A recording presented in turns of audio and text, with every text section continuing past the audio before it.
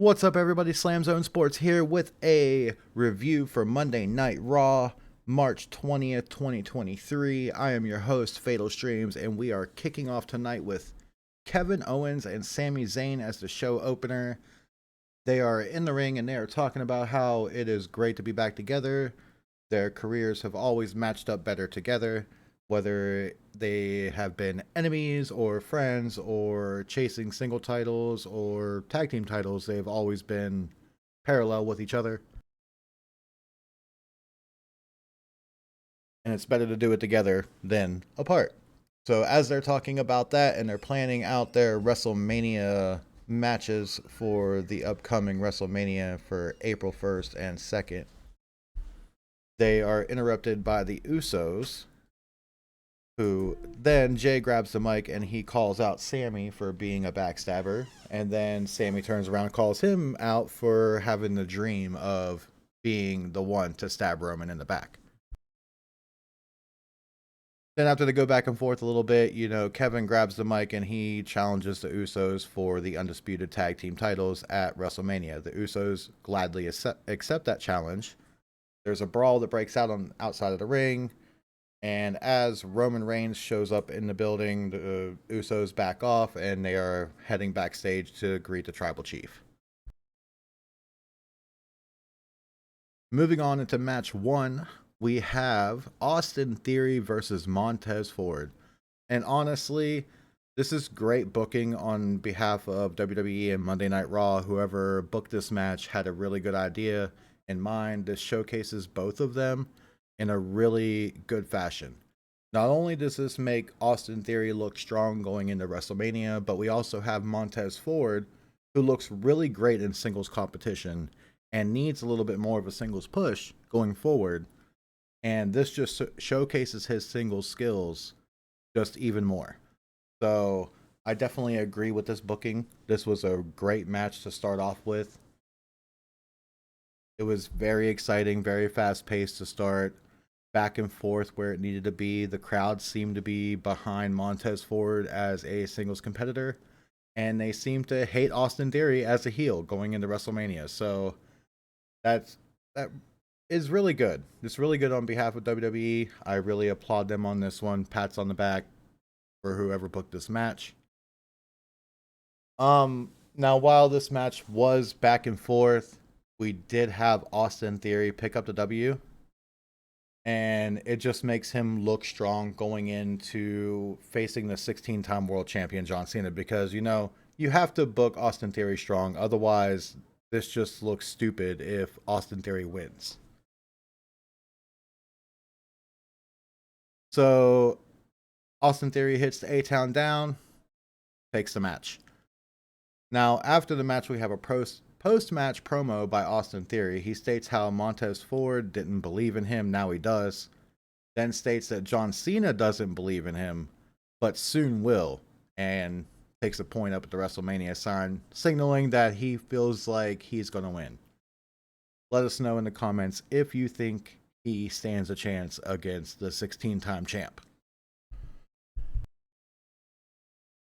So next up, we have a backstage segment between the Bloodline.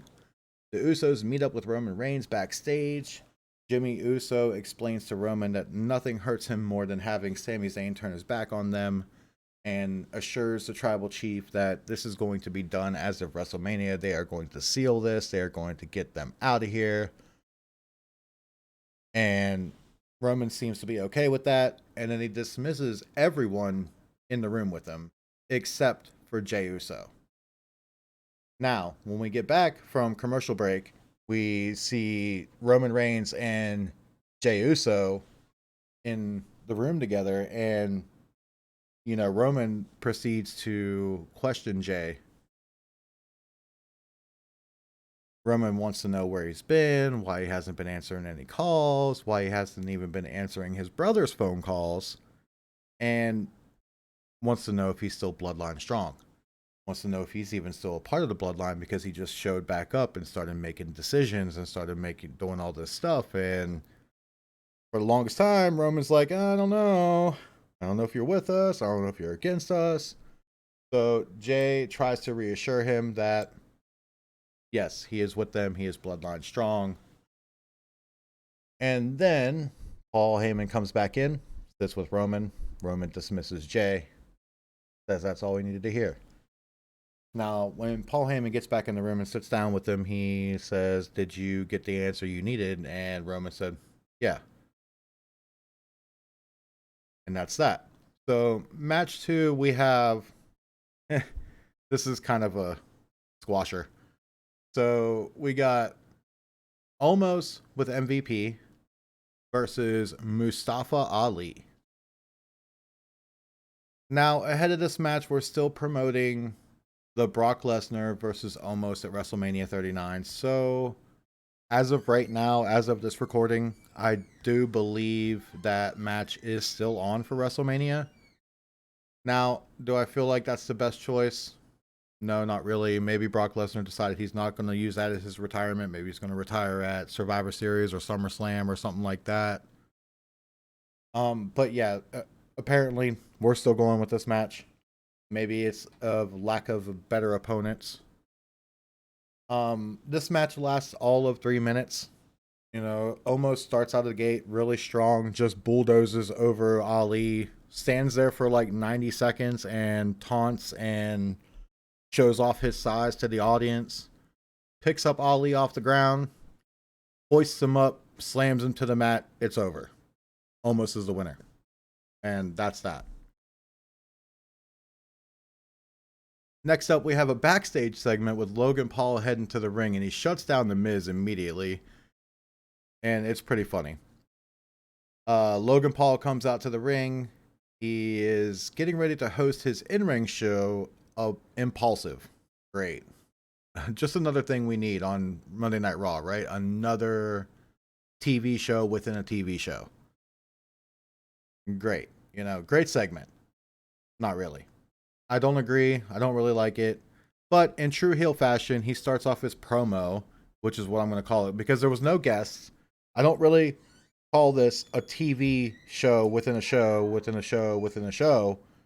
This is just him just coming out and just saying stuff. Promos.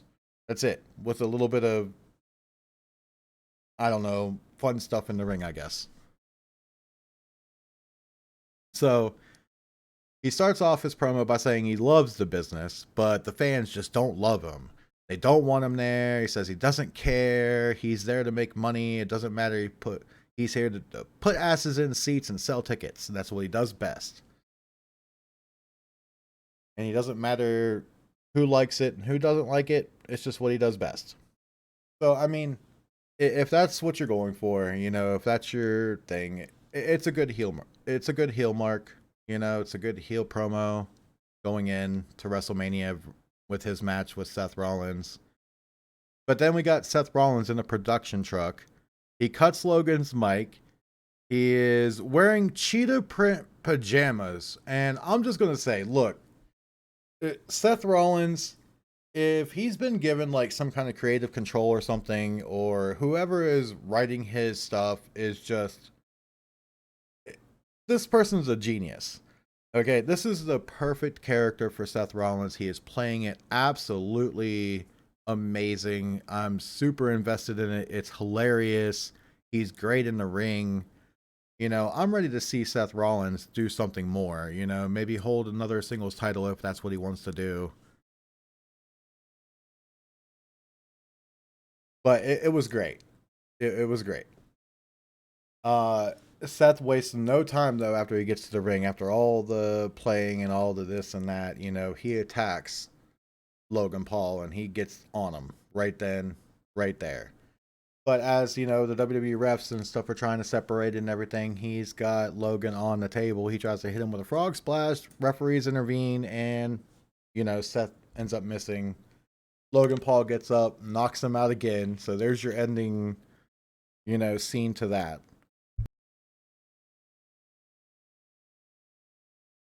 You know, once again, we got Seth Rollins laying on the floor after a knockout punch from Logan Paul. I don't. I hope they're not going the route of giving Logan Paul the win at WrestleMania. I really feel like, you know, we need to give a little bit more strength to Seth Rollins. We need to push him a little more. You know, he's great in the ring. He's great on the promos. You know, he's great backstage. He has got a lot of story to tell, I feel like, still, and he does it great. So, could we see Logan Paul win at WrestleMania? Let me know in the comments what you guys think. All right, so match 3, we have Dominic Mysterio with Damian Priest versus Johnny Gargano, flanked by Dexter Lumis. Now, my personal opinion on this match and on Dominic as a in-ring performer, I still feel like Dominic has a lot to learn inside the ring. Now, good booking on WWE's part, because I feel like putting him up against Johnny Gargano does give him that in-ring experience to go up against, and hopefully he'll learn a few things inside that ring from Gargano. Now, whether that'll actually stick, that's to be told yet. But I do feel like, you know, his moves are a little bit still sloppy, and they sometimes scare me the way he does Hurricane Ranas and stuff like that, because, you know, he's not performing them greatly. And what could happen is a really big injury, you know. Yes, you know, injuries happen, but, you know, he needs a lot more experience and a lot more to learn inside the ring, I feel like. Personal opinion. Now, maybe that's wrong, and I openly admit that I could be wrong. But that's just my personal opinion on that matter. Now they're still trying to push the whole Dominic Mysterio versus Rey Mysterio. Yes, it has been leaked to be on the match card, but they still haven't announced it yet. So that really kind of worries me, because the fact that they haven't announced it, there's no actual physical graphic to show that, you know, there's not going to be enough time for promotion. With a match like this, you know, father versus son, it may not need that much of promotion. It may only need a week, you know, and that's basically what they're going to have with it, is to promote it for about a week.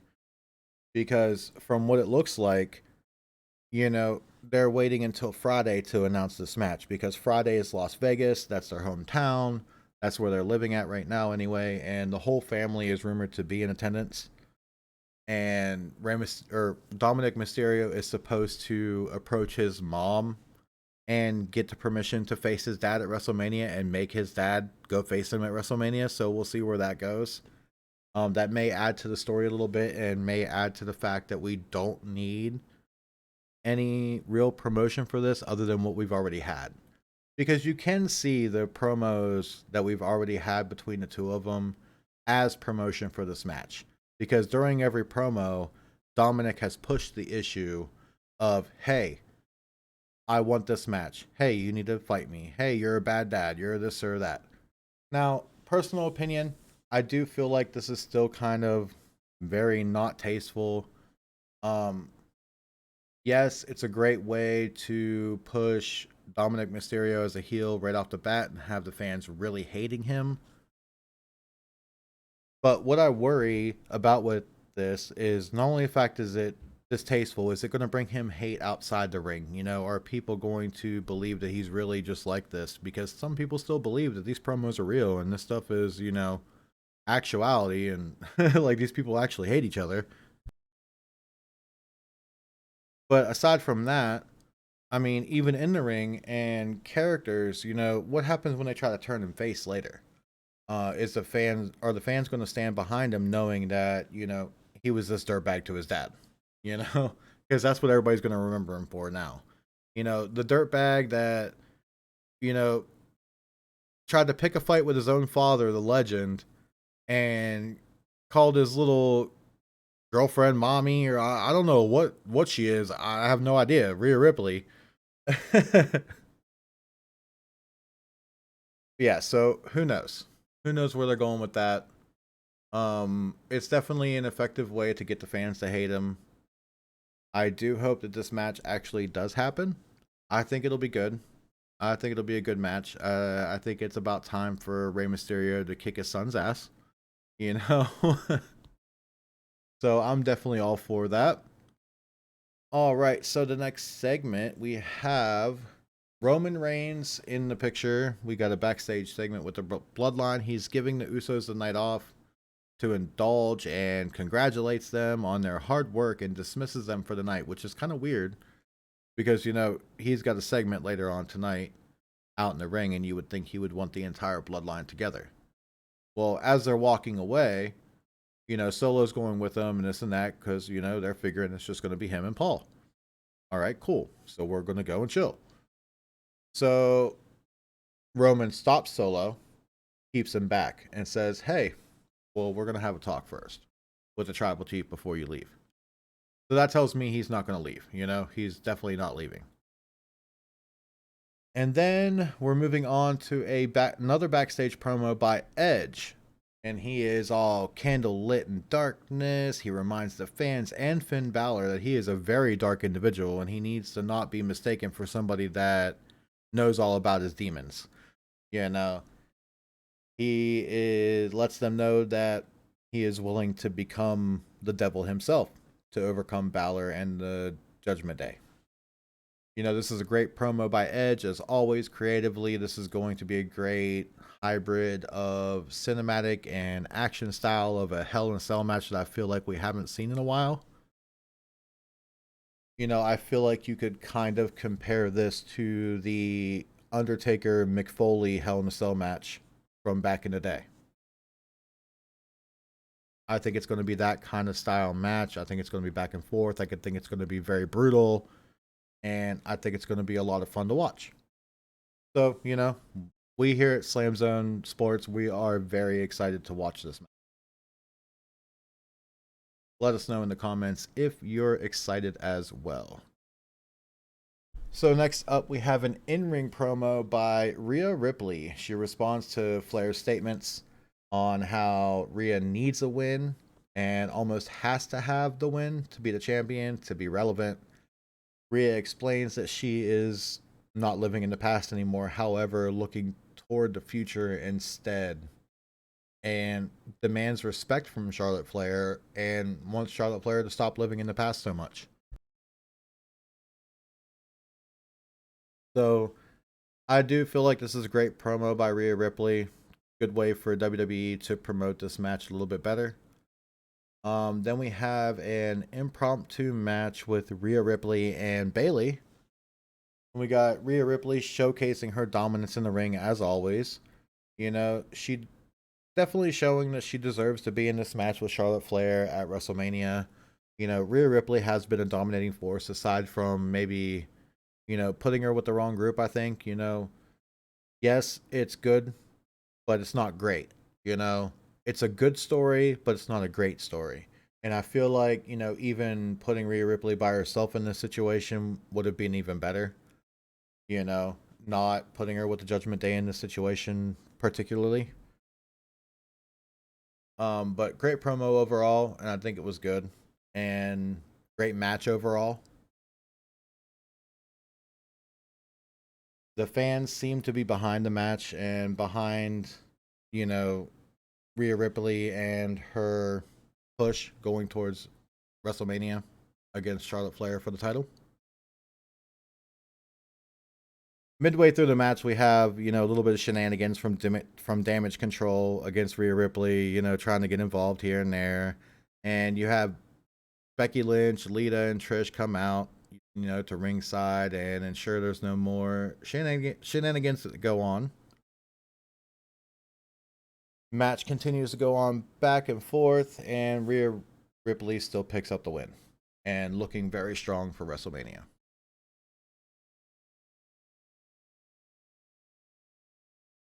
All right, so next up we have Ricochet with Braun Strowman versus Chad Gable and Otis. Well, with Otis in his corner. So definitely a filler match of the night. I'm gonna give this one. While they're trying to build up the tag team match between the two teams coming up at WrestleMania, it was a great showcase of each competitor's moves back and forth as you could expect. But, it was a filler match. They really didn't have anything else to really put there for a mid-card match. And you can tell that this was kind of it. Ricochet takes the win on that one. Match 5, we have Asuka and Bianca Belair versus Chelsea Green and Piper Niven. Now, as the last match of the night, I don't know if this should have been the last match of the night. I feel like we could have given the last match to even Ricochet and Chad Gable. I don't feel like this was a last match kind of thing. Now, granted, the first team, they are facing each other at WrestleMania, so I mean that could be wrong. That could be wrong. I mean, it could be a great place for that to be. Now Piper Niven is a replacement for Carmella in this situation, as the backstage promo alluded to before, that Carmella couldn't make it. But I mean, everything else aside, this was all about Asuka and Bianca Belair. This had nothing to do with Chelsea Green and Piper Niven at all. They were just there. They're just competitors that are facing them. Because immediately as the match starts, you have egos clashing between the Raw Women's Champion and her WrestleMania opponent, Asuka. Asuka immediately blind tags herself in. Arguments start between the two. But, kudos to Bianca. She didn't let her ego get the best of her. She ended up getting back in the ring and shows a hell of a feat of strength and delivers a heck of a KOD to Piper Niven for the win. So there we go on that. We got Bianca Belair and Asuka for the win on that one, but immediately after the win, Asuka attacks Bianca and does her little dances, and she wants to be on top. Asuka wants to be on top. She wants to be the champion again, and I don't think anything's stopping her from being that right now. Let us know down in the comments if you would like to see Asuka as the champion again with her current character. All right, and closing up the night with our closing segment by Roman Reigns.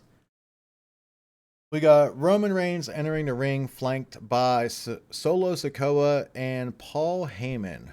First off, we have Roman on the mic, letting the audience know to acknowledge him, and then poof, immediately you got Cody Rhodes coming in. Cody Rhodes' music hits, he interrupts the tribal chief, and you could see the absolute disgust on his face. He does not like it. He is not happy about this. He knows this isn't going to go well, and he is wishing he had the Usos there with him. So Cody enters the ring with the microphone in hand already. Wants an explanation of why he is the problem, because he's heard previous, promos on past shows and stuff like that of, Roman saying, hey, we have a Cody Rhodes problem. Well, why is Cody Rhodes a problem? So Roman gets on the mic.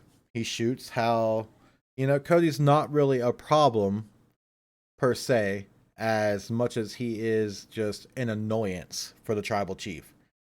He shoots on how Cody has failed in his past characters, such as Stardust and Dashing Cody. Even goes as far, and this is on live television, Raw television, great writing, by the way, if this is writing or if this is just off-the-fly promo, and literally even brings up the fact that he left WWE to start his own promotion and still couldn't get over with the crowd. That was funny. That was funny, and wow, dang, shots fired, That was great. That was great. And, he goes on to tell him that his biggest moment will come on April 2nd when he loses to Roman and runs away again from WWE. And then, Cody acknowledges the fact that, yes, he did run away. Yes, he did not stand up to his problems. He was being a big crybaby, that he didn't agree with what WWE was doing and the creative differences that they had. But, he delivers a great promo afterwards and basically lets Roman know that after everything is said and done and he loses those titles, the Usos are going to leave. Solo Sikoa is going to leave. And then Paul Heyman is going to become an advocate again. And Roman Reigns just looks like he is just ready to just blow his top at this point And then that's when Cody looks right at him and goes, and then, you're just going to be a chief without a tribe. Roman doesn't say a word afterwards, walks right past Cody, goes to get out of the ring. He gets out of the ring, heads up the ramp, notices that Solo is still in the ring. Because as Solo is trying to approach Cody, he says, "Oh, just step back. Just step back. You think you're ready? I thought I was ready back when I was being flanked by a world champion. You're not ready, kid. You're not ready." Boy, that pissed him off, and you could tell it. You could tell it in his face. He was not happy. Not a happy camper. So Roman Reigns turns around on the ramp and he goes, "Hey, Solo, come on, let's go. Let's get out of here." Well, Solo instead, he goes and he tries to get out of the ring. Cody goes, "Yep, I knew it. I knew I was right. You ain't ready." Solo attempts a Samoan spike on Cody. Cody blocks it with a big boot. And then Solo attempts to attack him one more time, and Roman intervenes. And he stops the attack. Show goes off the air, and that's what we have as our closing segment. It is basically a stare down between Roman Reigns, Solo Sikoa, and the 2023 Royal Rumble winner Cody Rhodes. Now, let us know what you think about this show in the comments, what you think about the closing segment. Personally, over here at SlamZoneSports, I think it was a great show overall. Good storytelling as we lead up to WrestleMania, which is only 2 weeks away, by the way. We got it. WrestleMania Goes Hollywood right there in SoFi Stadium, April 1st and April 2nd. So we're going to give it an overall rating of a solid B, 3.8 out of 5, if you will. And yeah, that's going to wrap it up. I appreciate you all for watching the video. If you liked it, please slam that like button, join the subscriber zone, and we will see you all in the next video. Make sure you leave us a comment. Let us know how you liked it. See you in the next one.